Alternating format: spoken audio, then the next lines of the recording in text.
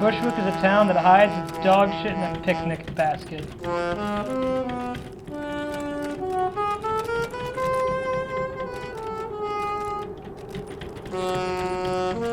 Just like my ex-wife.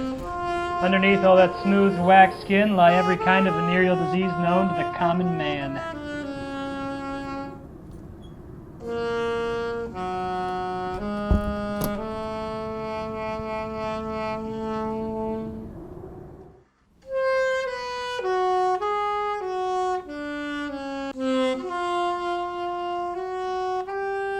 People move here thinking they're going to be treated right, respected. Next thing they know, they're up to their tits in bills for penicillin they can't afford.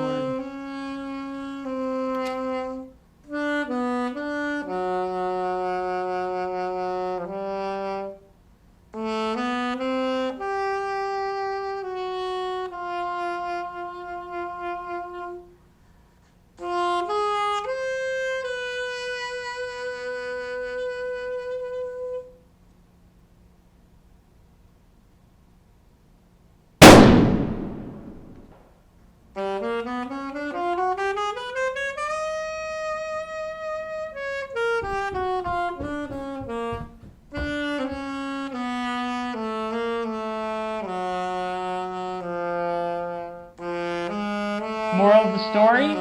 Get tested. Because this town is filthier than a prostitute wearing used condoms to pick up garbage.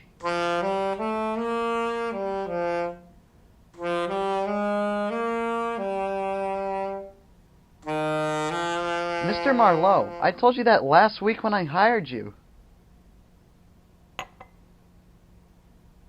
Jeremy, anybody ever tell you you're whiter than a Fruit of the Loom undershirt on laundry day? Well, thank you, but I hardly see what any of this has to do with my complexion. Listen, bud, the story I'm going to tell you is going to be harder to swallow than a cup of orange juice with pulp in it, okay? This town's got a dark side, and I'm not so sure you're ready to see it. Well, it can't be that bad. Just you wait. Life's a match head. Burns bright for a second, dwindles down, and keeps going till it burns someone's fingers. All I needed to figure out was who Hope was burning. Lots of questions with a case like this. The main one being,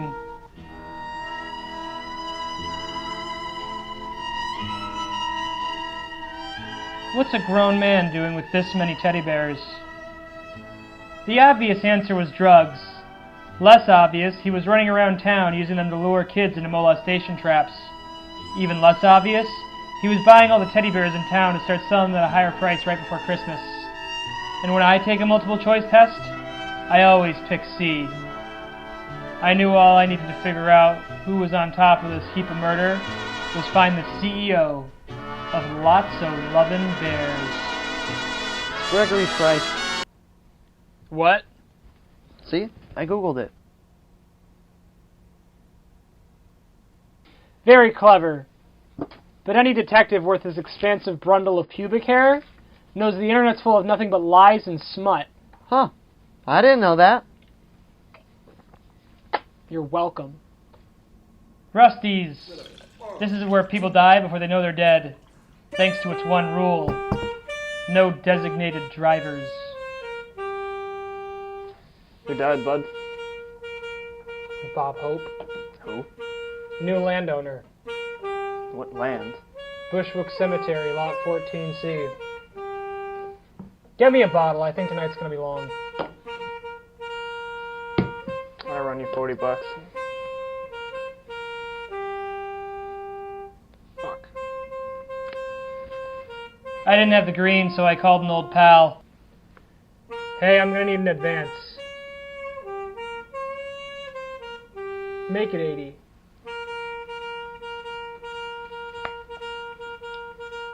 Paid.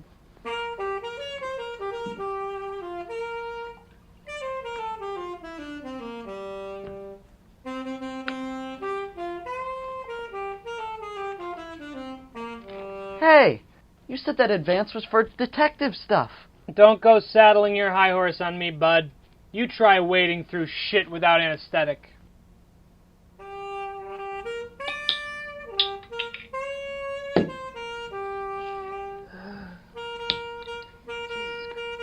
You need a ride, Mar.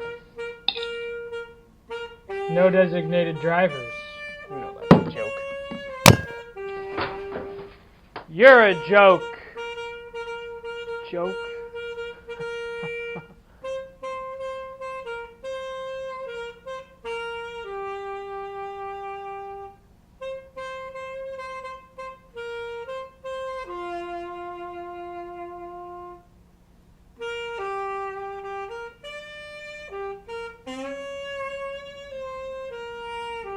Tailing a guy is like when your senile grandpa takes a shit.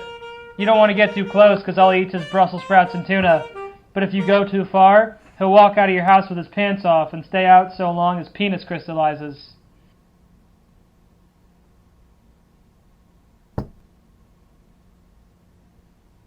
And just like waiting for your grandpa to poop, you have to wait for the perfect time to strike.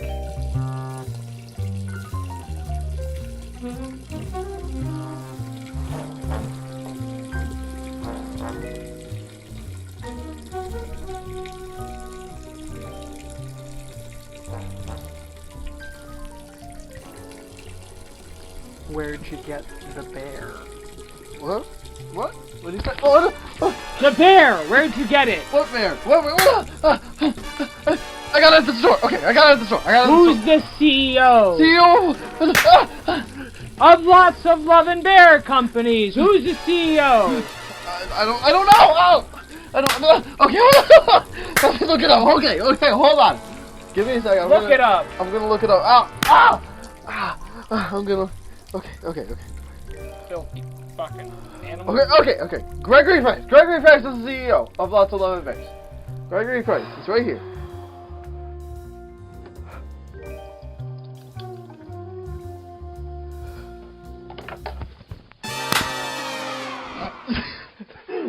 You make me sick.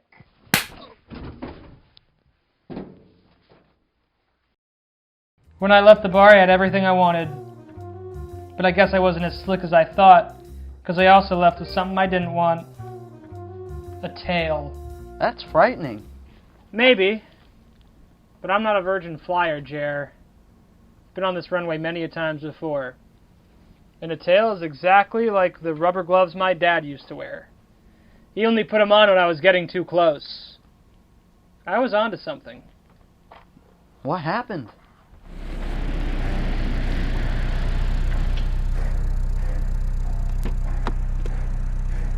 Dealing with a tail is like getting pickpocketed at an orphanage. There's only one way to handle it.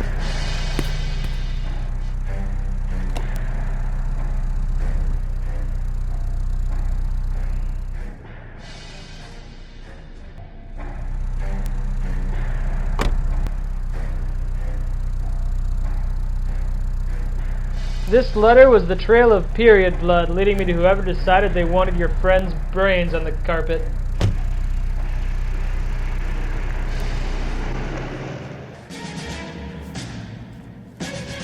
I was more surprised than a cripple kid getting picked first for kickball. Who did it? Who sent the tail? The most contemptuous sewer rat, whose mere mention makes me wish I were a horse in a glue factory. Who? My wife. But I handled it pretty well. The trick is to never lose hope.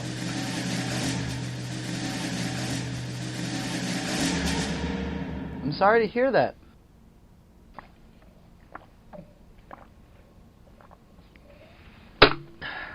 I'm an adult. I need your pity like a pit bull needs a chocolate-covered grape. Well, what happened next? What do you think happened next? She took half my shit. Why do you think I got a matchbox but no matches, kid? Okay, she took one of the crutches that I used when she hit me with her car. I mean with the Fucking case. bitch. I mean with the case. Oh, yeah. Well, staking out a house is like watching a 55-year-old try to get a boner. Nothing happens.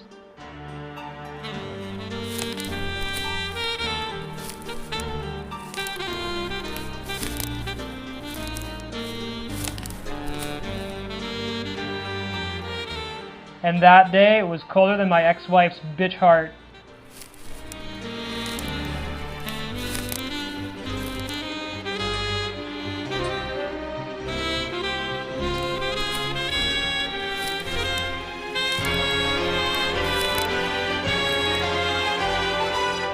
Luckily, I had more than a little fire in my belly.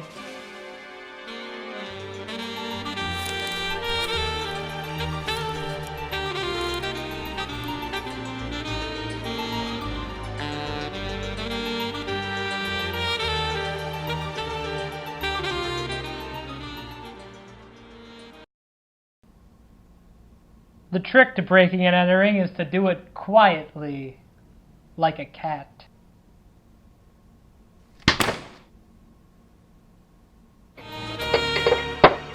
Hello, and who might you be? Drop the act, Fuzzy Socks! Why'd you have Bob Hope murdered? My word, was he your friend? Are you okay? My word! I'm fine, but Bob Hope's deader than my dreams of becoming a Presbyterian. Why'd you have him killed? Well, I'm frightfully sorry to tell you that I played no part in his murder. How about instead I brew some tea and we can talk? I'd hate to see someone as sad as yourself. He was nice on the surface, like an Instagram hoe talking to her ex's new tool. But I could see right through him.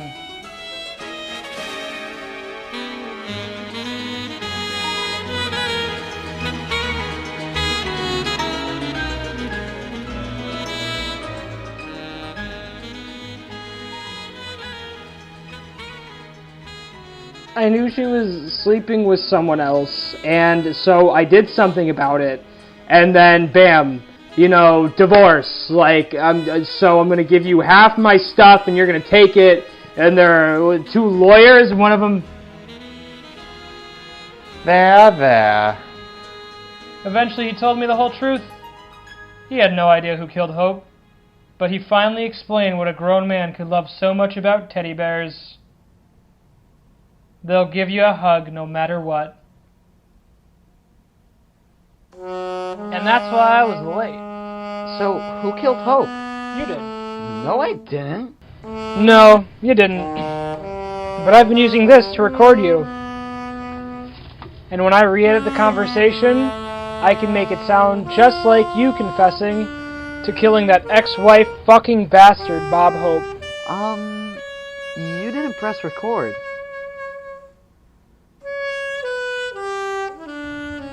Shit. So, what are you gonna do now? Keeping a witness is like skinny dipping in a pond full of leeches. You're just asking to get your ass bit.